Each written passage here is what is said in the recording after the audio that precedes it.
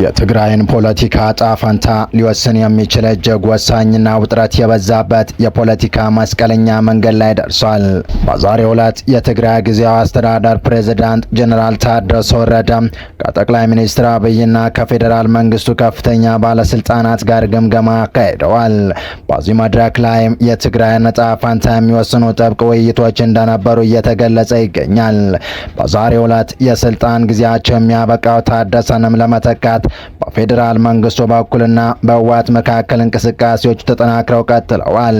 በዚህ መሃል ግን የጀነራል ታደሰን ቦታ ለመተካት በፌዴራል መንግስቱ በኩል በእጩነት የተያዙት ፖለቲከኛ ማን እንደሆኑ አፈትልኮ ወጥቷል። የምንመለከተው ቀዳሚ መረጃችን ነው። በሌላኛው መረጃችን ደግሞ በጎረቤት ሱዳን እየተካሄደ የሚገኘው ጦርነት ያሰቃያቸው ሱዳናውያንን እፎይ ሊያስብል የሚችል ጥብቅ ምክክር በኬንያ እየተካሄደ ነው። የአልቡራን ተቀናቃይ ጀነራል ሐምዳል ዳጋሎ ናይሮቢ ገብተዋል። የዚህና ያስቀመጡት ቀነ ገደብ ሊጠናቀቅ ጥቂት ሰዓት የቀራቸው ትራምፕ ከኢራን የደረሳቸው ስላቅ አክለን ይዘን ቀርበናል። ሰላም ጤና ይስጥልን ውድ የፋስት ዴይሊ ተከታታዮች፣ ለዚህ ቻናል ቤተሰብ ካልሆናችሁ ቻናሉን ሰብስክራይብ እያደረጋችሁ ቤተሰብ ሁኑ እያለን የቻናሉ ቤተሰብ ከሆናችሁ ደግሞ ተደራሽነታችን ታሰፉ ዘንድ ፕሮግራሙን ላይክና ሼር እንድታደርጉ እየጋበዝን ወደ ዝርዝር መረጃዎቹ ተሻገርን። እስከ ፍጻሜው አብራችሁን ቆዩ። ጠቅላይ ሚኒስትር አብይ የሌተናል ጀነራል ታደሰ ወረደን ዓመታዊ ሪፖርት መቀበላቸውና በግኝቶቹ ላይ መወያየታቸውን ገለጹ። ጠቅላይ ሚኒስትር አብይ አህመድ የትግራይ ክልል ጊዜያዊ አስተዳደር ፕሬዝዳንት ሌተናል ጀነራል ታደሰ ወረደ ያቀረቡትን ዓመታዊ ሪፖርት መቀበላቸውና በሪፖርቱ ግኝቶች ላይ መወያየታቸውን የጠቅላይ ሚኒስትር ጽህፈት ቤት ዛሬ ጠዋት አስታውቋል። የስልጣን ቆይታቸው ዛሬ መጋቢት 29 የሚያበቃው ከአሁኑ የጠቅላይ ሚኒስትሩ አማካሪ ጌታቸው ረዳ ስልጣን ተቀብለው ለአንድ ዓመት የትግራይ ክልል ጊዜያዊ አስተዳደር ሆነው ያገለገሉት ጀነራል ታደሰ ወረደ በአሁኑ ሰዓት ከባድ አጣብቂኝ ውስጥ ነው የሚገኙት።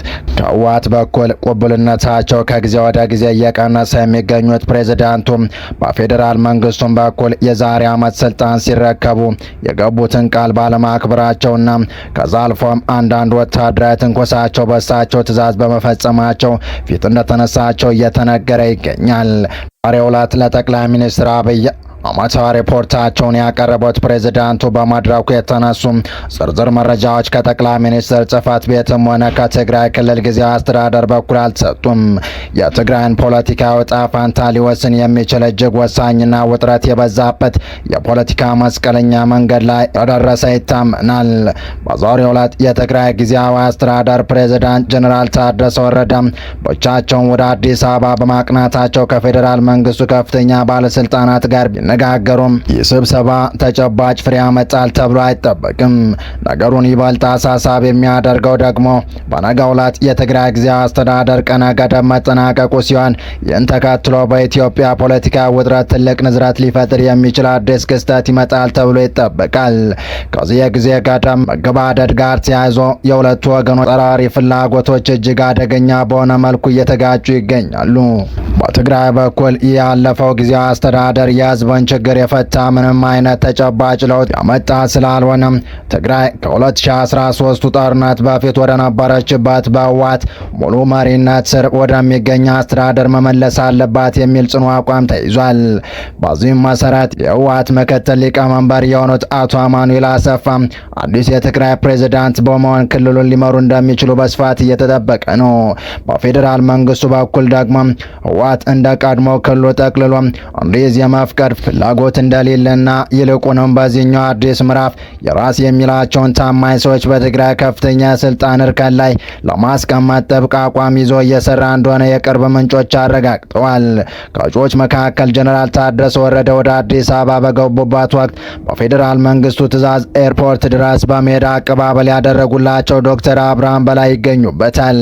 ይህም የህወሓት ወደ ቀድሞ ሙሉ ስልጣን የመመለስ ጽኑ ፍላጎትና የፌዴራል መንግስቱ የራሱን ታማኝ በስልጣን ላይ ማስቀመጥ አቋም እንደ እሳትና ጭድ ሆነው የሰሜኑን ፖለቲካ ዳግም ሊለኩሰው ከጫፍ የደረሰ መስሏል። ይህ ሁኔታ ቀድሞውንም በከፍተኛ መፋጠጥና አለመተማመን ላይ የሚገኘውን የሀገራችን ሰሜናዊ ክፍል ዳግም ወደማያባራ የፖለቲካ አለመግባባት አልፎም ምስኪኑን ህዝብ ለዳግም ስቃይ ወደሚዳርግ አውዳሚ ወታደራዊ ግጭት ያስገባ ይችላል የሚል ከባድ ስጋትን አጥልቷል። ሌተናል ጀነራል ታደሰ ወረደ ከአንድ ዓመት በፊት መጋቢት 30 ቀን 2017 ዓ.ም እንደ አውሮፓውያኑ አቆጣጠር ሚያዝያ 8 ቀን 2025 አቶ ጌታቸው ረዳን በመተካት የትግራይ ክልል ጊዜያዊ አስተዳደር ሆነው መሾማቸው ይታወሳል። ጠቅላይ ሚኒስትር አብይ በወቅቱ በሰጡት መግለጫ ሌተናል ጀነራል ታደሰ ወረደ ያለፈውን አስተዳደር ጥንካሬዎችና ተግዳሮቶች ጠንቅቀው የሚያውቁ በመሆናቸው ትግራይን በዚህ ወሳኝ ወቅት ለመምራት ዝግጁ እንደሆኑ በብዙዎች ይታመናል ብለው ነበር። በስልጣን ርክክብ ስነ ስርዓቱ ወቅት ሌተናል ጀነራል ታደሰ ወረደ በእሳቸው አመራር ስር የሚገኘው የትግራይ ጊዜያዊ አስተዳደር እንዲያከናውናቸው የሚጠበቁ 8 ቁልፍ ተግባራትን የያዘ የአንድ ገጽ ሰነድ መፈራረማቸው ይታወሳል። አካታች የትግራይ ክልል ጊዜያዊ አስተዳደር የተልዕኮ አፈጻጸም ስምምነት ሰነድ የሚል ርዕስ ያለው ይህ ሰነድ የሌተናል ጀነራል ታደሰን ፊርማ የያዘ ሲሆን ኃላፊነቶቹን በታማኝና በትጋት ለመወጣት የተገቡ ቃሎችና ስምምነት ቁልፍ ተግባራትን የያዘ ነበር። ከእነዚህም መካከል ወሳኙ ተፈናቃዮች ወደ ቀድሞ ቀያቸው ሙሉ በሙሉ የሚመልሱበትን ሂደት ማሳለጥና በቀሪ አካባቢዎች መሰል ተግባራትን ማፋጠን እንዲሁም በፕሪቶሪያ ስምምነት መሰረት የቀድሞ ተዋጊዎችን ትጥቅ የማስፈታትና መልሶ የማቋቋም ስራን በፍጥነት ማከናወን የሚሉት ይገኙበታል። በሌላ መረጃችን ቁልፍ ጠፍቶብናል። የኢራን ዲፕሎማቶች ለዶናልድ ትራምፕ ትዕዛዝ የሰጡት አስቂኝና አስገራሚ ምላሽ ሰጡም። የአሜሪካው ፕሬዝዳንት ዶናልድ ትራምፕ የሆርሙዝ የባህር ወሽመጥ በአስቸኳይ እንዲከፈት የሰጡት ጥብቅ ትዕዛዝ ተከትሎ የኢራን የውጭ ጉዳይ ሚኒስትርና በተለያዩ ሀገራት የሚገኙ ኤምባሲዎች የሰጡት ያልጠበቀ ምላሽ ዓለምን እያነጋገረ ይገኛል። ኢራን ለትራምፕ ዛቻ የተለመደውን የኃይል ምላሽ ከመስጠት ይልቅ በዲጂታሉ ዓለም የፌዝ እና የፌስቡክ መንገድን መርጣለች። ባዙ የተቀናጀ የሚዲያ ዘመቻ በዚምባብዌ የሚገኘው የኢራን ኤምባሲ ቁልፍ ጠፍቶብናል we have lost the case የሚል አጭርና ግልጽ ምላሽ በይፋ ገጹ ላይ አስፍሯል። በደቡብ አፍሪካ የሚገኘው ኤምባሲ ደግሞ በበኩሉ ቁልፍ ያለው አበባ ማስቀመጫ ስር ነው፣ ለወዳጅ ብቻ ይከፈታል የሚል ተጨባጭ ትንኮሳ አክሎበታል። ይህ በዲፕሎማሲያዊ ታሪክ ያልተለመደው ቁልፍ ጠፍቶብናል የሚል አባባል በአሁኑ ሰዓት በማህበራዊ ሚዲያ ላይ ከፍተኛ መነጋገሪያ ሆኗል። ይህ ሁሉ የሆነው ዶናልድ ትራምፕ በራሳቸው ጥሩ ሶሻል ገጽ ላይ ኢራን የባህር ወሽመጡን ካልከፈተች በማታውቀው ሁኔታ ትደመሰሳለች የሚል እጅግ ጠንከር ያለ ማስጠንቀቂያ ከሰጡ በኋላ ነው። ይሁን እንጂ ኢራን ይህን የትራምፕን ቁጣና ዛቻ በሳቅና በፌስ በማስተናገድ የዲፕሎማሲውን መድረክ ወደ ኢንተርኔት ትውውቅ ቫይራል ትሬንድ ቀይረዋለች። በትጥቅ ወታደራዊ ውጥረትና በከፍተኛ ጦርነት ስጋት ውስጥ ባላቸው መካከለኛው ምስራቅ እንዲህ አይነቱ የዲፕሎማሲ አካሄድ የብዙዎችን ትኩረት ስቧል። ኢራን ኃይልን በኃይል ከመመከት ይልቅ በቀልድና በማሾፍ የአሜሪካን ዛቻ ቀላል አድርጎ ለማሳየት መሞከሯ የዲጂታል ዘመን ዲፕሎማሲ አዲስ መልክ መያዙን ያሳያል ተብሏል።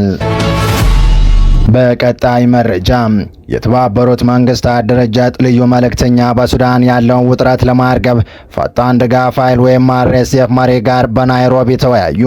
ለሱዳን የተባበሩት መንግስታት ድርጅት የግል መልእክተኛ ፔካቪስቶ ከስልጣን ድጋፍ ኃይል አርኤስኤፍ አዛዥ መሐመድ ሐምዳን ሄሚቲ ዳጋሎ ጋር ሰኞ ዕለት በናይሮቢ ተገኝተው ውጥረቱን ማርገብ በሚቻልባቸው ተግባራዊ መንገዶች ላይ ተወያይተዋል።